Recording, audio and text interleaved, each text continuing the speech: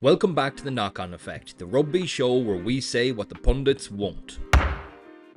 The start of the URC season is right around the corner and we can't wait. Now I'm constantly hearing about how rugby is a dying sport and we need these new investors and rubbish R360 leagues. Bollocks. How about we just start covering the sport the way the fans actually deserve? If you're anything like me, you might have heard of a couple of transfer rumours or moves happening, but while Sky Sports are covering the Premier League transfers around the clock, there's been absolutely fuck all about rugby. In today's video, we're going to give our thoughts on the top 5 transfers in the URC so far. So without further ado, let's get stuck in.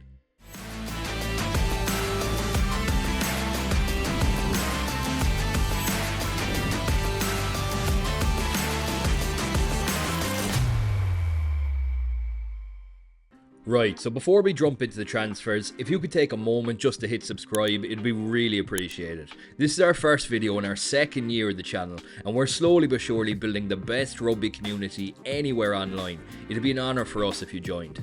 Kicking off our list, first up, World Cup winner Handre Pollard is back.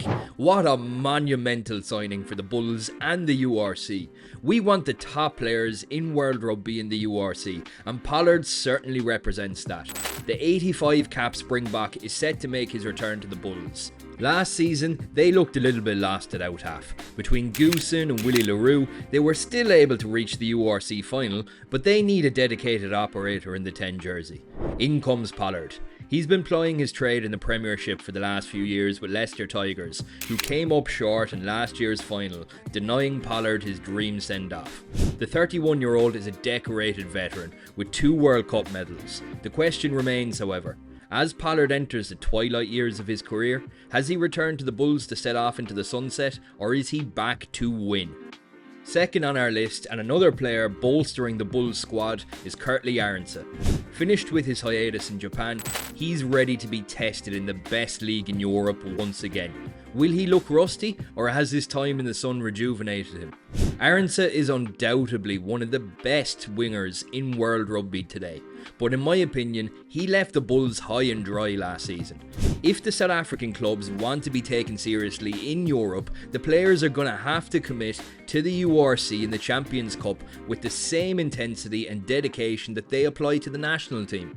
What do you think? Will Arendse's return mean a trophy for the Bulls? Third on our list is none other than Reiko Ione, another All Black on his way to Leinster. Geordie Barrett proved effective, but ultimately, Leinster still let the Champions Cup slip through their fingers last year. Ione has been a staple of the All Blacks backline for years. He's making his way to the Emerald Isle from the Blues, where he has scored 55 tries in 127 appearances, in addition to his 38 tries and 85 caps for New Zealand. Ione is a versatile back, and is just as comfortable at 13 as he is on the wing. He reached the World Cup final last time out, but despite having an abundance of talent, he failed to walk away with a winner's medal. He'll slot in great at Leinster.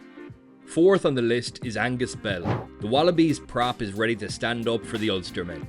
Head coach Richie Murphy has an uphill task ahead of him after an abysmal season last year.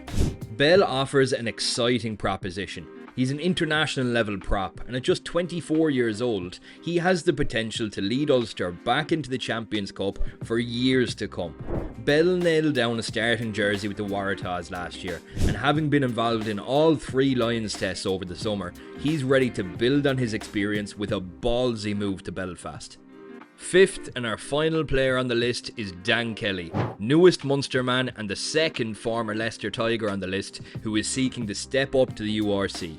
Irish qualified and only 24 years old, Kelly will make up much needed depth in the Munster midfield. Last year he kitted out both 12 and 13 for the Tigers on their road to the Premiership final. Having represented Ireland at under 20s level and a single cap for the England senior team, this will be a shrewd acquisition by the IRFU if they can pull him back into the Irish system ahead of the World Cup. Munster centre Tom Farrell gave the blueprint of how to kick off your career at a new club last year.